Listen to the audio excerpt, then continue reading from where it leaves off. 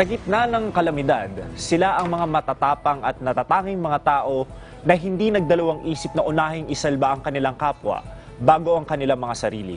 Sa pagkakataon pong ito ay bigyan natin ng pagpupugay ang mga Filipino rescuers sa kanilang katapangan at buwis buhay na paglilingkod para sa mga kababayan nating tinamaan ng Bagyong Ulysses. Panoorin po natin ito.